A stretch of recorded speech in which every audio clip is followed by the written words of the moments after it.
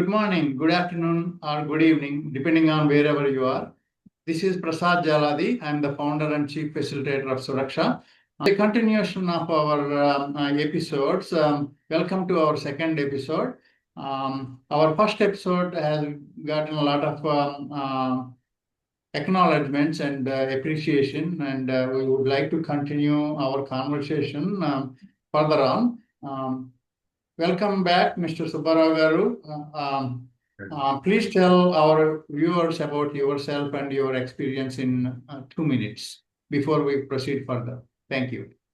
Okay, thank you so much. I'm an applied scientist from Earth Sciences.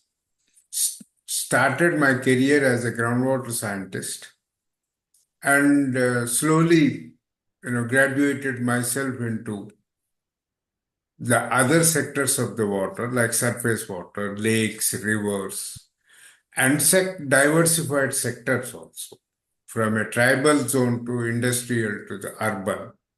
Presently, I'm working on urban hydrology and the disasters the cities are facing across the country and across the world. Urban flooding, urban hydrology and urban flooding. So this is the area. Thank you so much. Thank you very much, sir. So this is interesting. What is urban hydrology? So basically, hydrology is the same. The water gets a hydrological cycle, what we are taught in the school and later stages. The hydrological cycle is the same, whether it is in the forest areas or in agriculture sector, zones. The only thing in the difference in the urban hydrology and other is it all depends on the dynamics of the hydrological cycle and hydrology, depending on the geoclimatic conditions. So if it is raining in the forest areas, it has a different pattern to show. If it is raining in the rural areas with an agriculture sector, that has a different pattern. But when it rains in the urban areas, the dynamics changes drastically. Probably that is the reason, no one has ventured. Too much of land use changes in the urban areas. We had a lot of regulations, a lot of things. So urban hydrology, primarily it is the same. The water on the surface goes up through evaporation, condenses and comes back in the form of rain or snow or whatever it is. Hold on, sir. Hold on a second. Why should a common man care about hydrology, for that matter, anyone? No, yes, you're right. Why I am saying common man is even for the literate fellows coming from higher educations and post graduations, everything. There is a lot of illiteracy on the urban hydrology. Because all these cities, which are historically known, right from Delhi to Vijayawada to Hyderabad, all these zones, the human settlement happened because of the water or because of the presence of a river. Yes or no? Yes. Yes, civilization developed. So that is the linkage between the human settlements and the people. We had a lot of regulations on land use because principle number one, the changes on the land use has direct impact on hydrology when it rains. That is, when it rains on the the ground surface of the urban areas changes from the natural soil to concretization. More the concretization, more is the flood flow. Because the rainwater cannot be absorbed from the natural soils and go into the ground.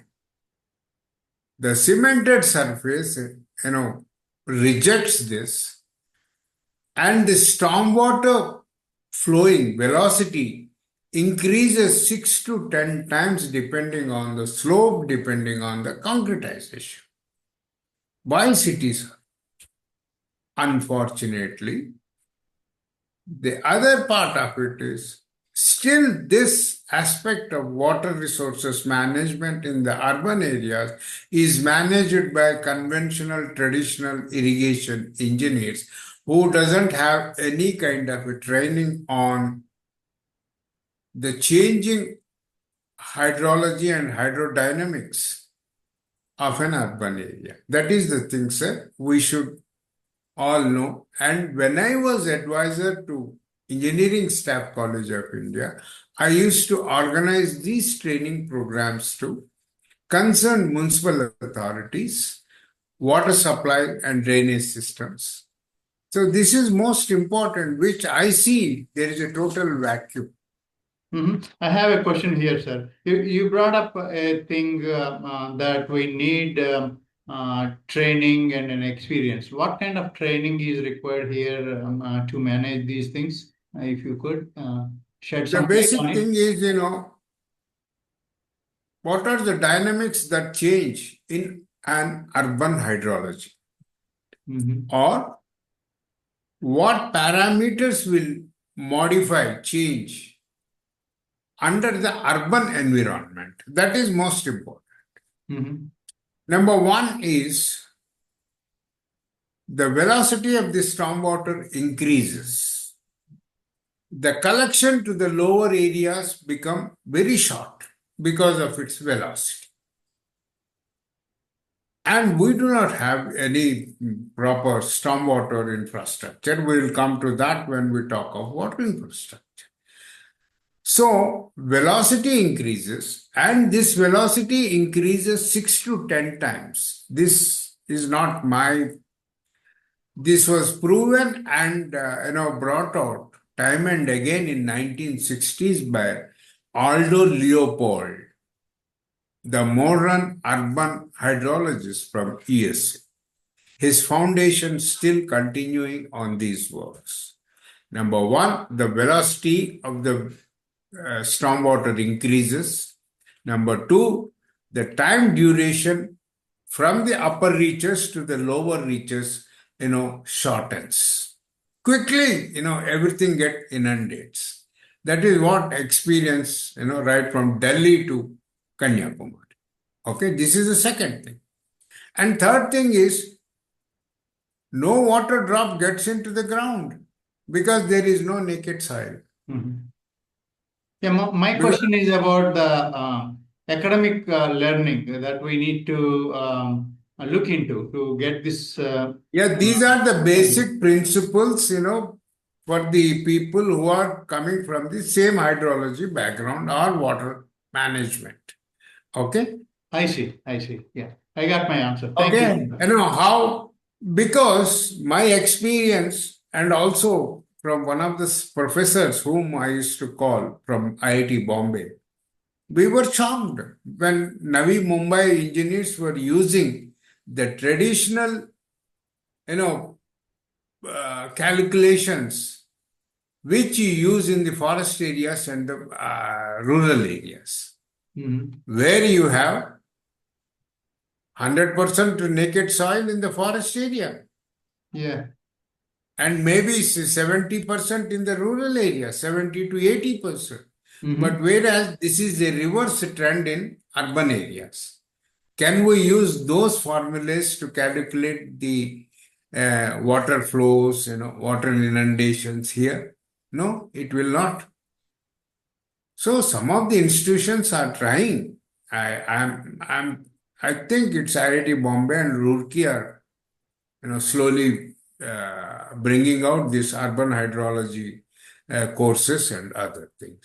So it is much more important. Otherwise, even 2000 was the largest, flooding. 2005, Mumbai. 2015, Chennai. And it's happening everywhere. Irrespective of geoclimatic conditions, this urban flooding is happening. Because why we call it, it's not me, it is NDMA, National Disaster Management Authority said, you cannot call it urban flooding, urban floods, because they are not natural floods. Okay? Yeah. Whatever the water is inundating, it is the backwater which the natural storm water is not going forward because of the obstacles, illegal structures or shrinkage of the streams and nalas and absence of stormwater drains.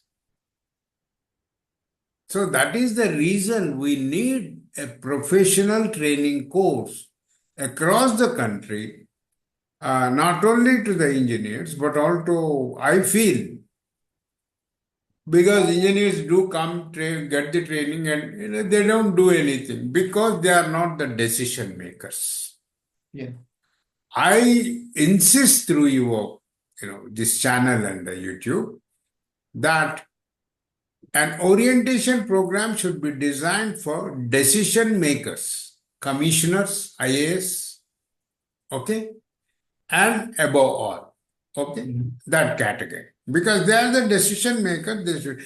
And also, earlier we used to have some kind of a training to policy makers, immediately after the elections, the corporators, MLAs, and all that. To understand their own constituency. Because some constituencies may get inundated fast. Yes. Some constituencies, may be having water shortage. Then how do they contribute as a policy maker to this? But Yes, it is important. Yes, and we used to have a Rajaji Institute of Public Policies in Hyderabad under the government, where they used to organize all this. I think more than 20 years, I am not hearing anything whether that institute exists or else. I have my own doubts. I'm shocked, this is happening even after the influence of global warming and climate crisis and unpredictable rainfall and flooding happening in every major city nowadays. Yes, because suddenly the focus has changed in the governance from water to land. Oh. Because you see skyscraper, for the classic example which I studied, case study, is Jubilee Hills. Jubilee Hills was allocated in 1960s and all. This is in Hyderabad, right? Hyderabad. This is the case study of Hyderabad. Minimum is 1200 square yards. 35% should be green area because it's the catchment, highest point in the Hyderabad. And they have not allowed not more than 1+1. And today in Jubilee Hills, you are allowing 10+. You are allowing anything. But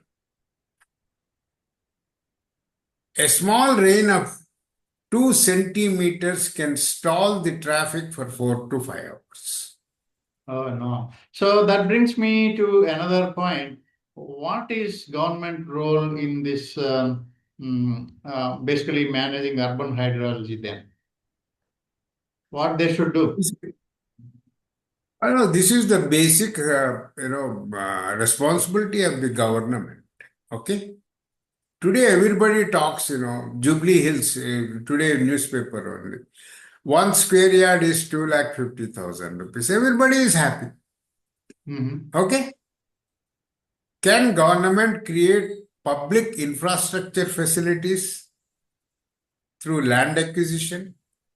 Can the government pay 2,50,000 per square yard to construct a stormwater drain? No. When Jubilee Hills and Madhapur and high-tech city Gachibowli was developing, we should have a vision for what is the percentage of the land we require for public spaces. Yes or no? Yes. You see, today, all the sewage that Gachibowli generates, it flows in the natural streams. Why should anybody tolerate this? It is big, when I was questioning the bureaucrats from those days, what they said, hey, let us develop economically and then we do it. Oh, okay, we have developed and we have 1 square yard, 2 lakhs. Okay. Can you pay that to the land acquisition? We do not have money, funds for such things. And any government in time and space has the basic responsibility of water supply, sanitation. Even during the colonial period, the Britishers, during their period only we got the sanitation notification. Okay? And today, every city is flooded with sewage. Every city groundwater is polluted with sewage. What is this? Then whose responsibility is this? Is it not government's responsibility? Mhm. See, governments may change politically, but almost 3 decades the bureaucrats work. Yes or no? The other officers work. It is their responsibility to properly guide and set a direction to a sustainable development. Yeah, that's a great suggestion, sir. I hope our system would prepare to this new challenge, and they would be doing good decisions, taking good decisions with the right people in right time. We will come back with further discussion in the later episode, and that would be more interesting because I'm going to talk about how to manage water infrastructure and how do we manage the water, because the water is not an infinite resource, and also Resource. we need to think about how do we save water, perhaps in the recharge model also. That would be very interesting to most of our listeners or viewers, so that we can also enlighten them on those things with your experience. Yeah. Thank you so much for Mr. your time today, and I really appreciate your time. I hope to see you soon. Thank you. Thank you. Thank you, sir. Thank you. Good day. Namaste.